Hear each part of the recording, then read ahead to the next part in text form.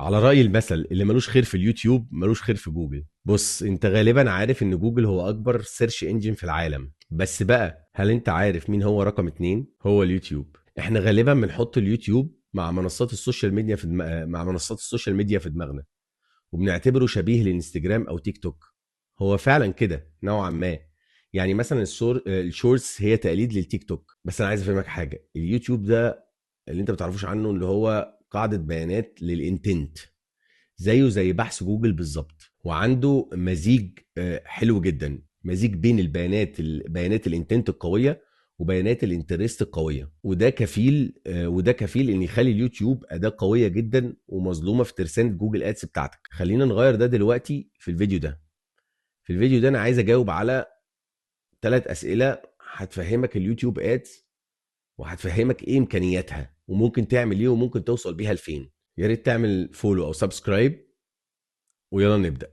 أول سؤال عايز أجاوب عليه هو بيقول: هل في طريقة نقدر نعمل بيها حملات مخصصة بس لإعلانات اليوتيوب، أو حملة مخصصة بس لإعلانات اليوتيوب؟ ردي عليك اللي هو هقولك أيوة. زي ما في سيرش كامبين تقدر تشغل فيها أو تقفل السيرش بارتنرز، في معظم أنواع حملات اليوتيوب تقدر تشغل أو تقفل الفيديو بارتنرز، وأنا عادة بنصح إنك تقفلهم. خد بالك بقى، في حتة مهمة جدا.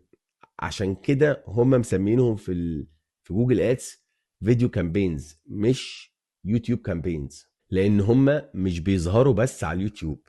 يعني مثلا انا وناس كتير بنسميهم مجازا يوتيوب ادس. اللي عايز اقوله لك بقى ان حاليا الفيديو كامبينز في جوجل ادس مميزة عن غيرها، لانك لازم تختار الكامبين سب تايب قبل ما تعمل الحملة بتاعتك، وده بيميزها فعلا عن غيرها.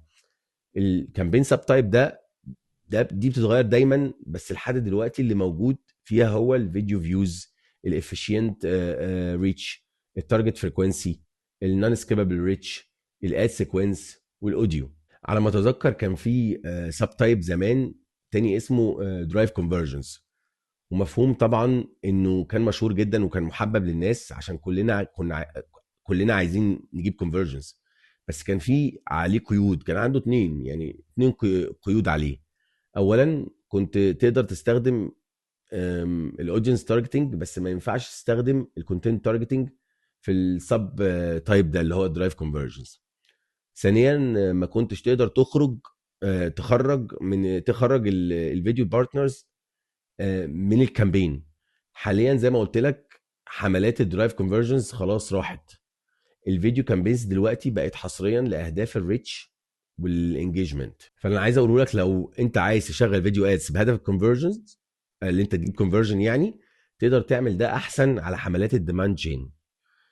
ده معناه ان لسه عندك فيها الديماند جين اودينس تارجتنج، بس مفيش كونتنت تارجتنج. ركز في الحته دي. بس في الديماند جين بقى عندك ميزه حلوه انك تقدر تخرج الفيديو بارتنرز دلوقتي، وكمان بيبقى عندك وصول لحاجات حلوه جدا في الديماند جين زي مثلا لوكا لايك سيجمنتس والديسكفري انفنتوري واعلانات وصور وفيديوهات. نرجع لسؤالنا: هل في طريقه تقدر تعمل بيها حملات مخصصه لاعلانات اليوتيوب؟ هقول لك ايوه. اعمل كامبين جديده عادي، اختار فيديو وبعدين اختار فيديو كامبين سب تايب، وفي الكامبين سيتنج اتاكد انك شلت من العلامه من على مربع الفيديو بارتنرز. ده هيخلي اعلاناتك تشتغل حصريا على اليوتيوب بس، يعني اعلاناتك هتطلع على اليوتيوب بس مش هتطلع على السيرش على الفيديو بارتنرز. السؤال التاني بقى اللي عايز اجاوب عليه برضو وشائع جدا: ايه هو استخدامك النموذجي للانفيد براند اويرنس؟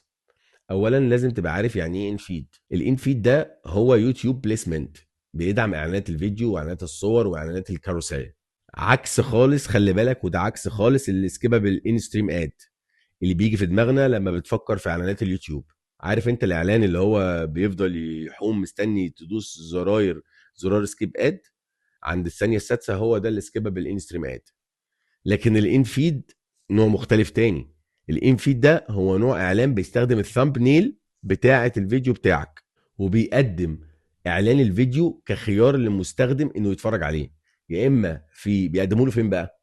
يا اما في اليوتيوب هوم بيج كتوصيه، او في نتائج بحث يوتيوب، او كاقتراحات المشاهده التاليه بعد ما المستخدم مثلا يخلص فيديو ما. يعني مثلا شخص ما هيتعرض عليه اعلان الفيديو بتاعك خيار للمشاهده، ولو داس عليه عشان يتفرج والفيديو حمل بنجاح بتتحسب فيو، وطبعا بالتالي بتكسب مشاهد عنده هاي انجيجمنت لاعلانك. طيب عشان نجاوب على سؤالنا، خلينا الاول نشوف فين تقدر تستخدم الانفيد. زي ما قلنا هو عباره عن بليسمنت للنوعين بس في الفيديو كامبين سب تايبس: الفيديو فيوز والافيشنت ريتش. اعتبر الافيشنت ريتش ده نوع حمله البراند اويرنس بتاعتك، لان الهدف انك تجيب اوسع ريتش ممكن باكبر كفاءه ممكنه. واعتبر الفيديو فيوز ده هو نوع حمله الميد فانل انجيجمنت بتاعتك، لان الهدف انك تجيب اكبر عدد فيوز باكبر كفاءه ممكنه.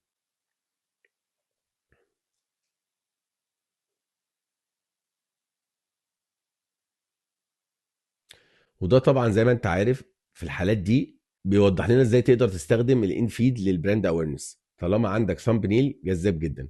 لان عكس السكيبابل اد، الشخص لازم يختار فعليا انه يتفرج عن طريق الضغط على الثامبنيل.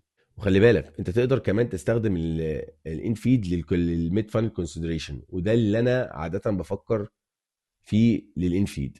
خد دي مني، بدل حملة الفيديو تقدر تستخدم برضو الانفيد جوه الديماند جين لهدف الكليك او الكونفرجنز، وده ممكن يحصل باستهداف ريماركتنج سيجمنت. اخر سؤال بقى عايز اجاوبه، ده بيجي كتير عن اليوتيوب ادز: ازاي اشغل سكيبابل فيديو اد مع البرودكت كتالوج؟ لو عايز سكيبابل فيديو اد تقدر تعمل ده مع اي نوع من انواع دي: فيديو فيوز، الافيشنت ريتش، التارجت فريكوينسي، الاد سيكونس. دي اختياراتك اللي انت بتقدر تستخدم معاها الانفيد. وجوه اي واحد من دول لو عايز تضيف البرودكت كتالوج لازم الاول يكون عندك برودكت كتالوج، بمعنى برودكت فيد في الجوجل ميرشنت سنتر. والميرشنت سنتر ده لازم يكون مربوط بمتجرك او بالاي كوميرس بتاعك او الاونلاين ستور بتاعك عشان ياخد الفيد. ولازم طبعا بطبيعي يكون مربوط بحساب الجوجل ادس بتاعك. وبعدين وانت بتعمل الفيديو كامبين، في الخطوه اللي انت بتختار فيها اعدادات الحمله قبل ما تعمل الاد جروب وتختار ميزانيتك والمواقع واللغات، هتلاقي اختيار اسمه برودكت فيد. افتح الاختيار ده واختار برودكت فيد بتاعك وبس كده يعني. ومن هنا تقدر تشغل السكيبابل فيديو اد مع البرودكت كتالوج بتاعك. من شويه وفي بدايه الفيديو انا قلت ان اليوتيوب ده اداه مظلومه جدا في ترسانه جوجل ادس بتاعتك، واننا هنغير ده دلوقتي. اتمنى تخرج من الفيديو ده بافكار جديده، او تكون خرجت بافكار جديده والهام وفهم ازاي تخلي اليوتيوب جزء فعال من استراتيجيتك الاعلانيه، او استراتيجيه اعلاناتك. عايز اطلب منك طلب بسيط، عايزك بس ما تعملش سكيب لاول 3 اعلانات فيديو تشوفهم على يوتيوب او تيك توك او انستجرام او اي مكان بتستهلك فيه فيديو، ممكن يكون اكس مثلا. وعايزك تركز في حاجتين، يعني حاجتين مهمين جدا. اولا الاد كرييتيف، ايه اللي بيحصل في اول ثانيتين، ايه اللي بيحصل في اول 6 ثواني، ازاي الكرييتيف بيحاول يخطف انتباهك، وهل نجح انه يحافظ على انتباهك خلال اول 30 ثانيه. ثانيا التارجتنج، تفتكر ليه جالك الاعلان ده انت بالذات، وازاي ممكن يكون عرف يستهدفك. يعني دي في وجهة نظري احسن طريقة عشان تبدأ تعود نفسك على تشغيل اعلانات الفيديو، وهي اننا نبدأ نركز في الاعلانات اللي بتظهر لنا عشان نشوف ايه اللي بنحبه وايه اللي مش بنحبه، وناخد الهام للاستراتيجية بتاعتنا. انت عارف شبه كده لما تبقى ما تبقاش واخد بالك طول الوقت من عربيات الاطفال لحد ما تكون هتخلف، فتبدأ تشوف عربيات الاطفال في كل حتة تظهر قدامك. ابدأ ركز في اعلانات الفيديو حواليك عشان تستخدم المعلومات دي في استراتيجيتك.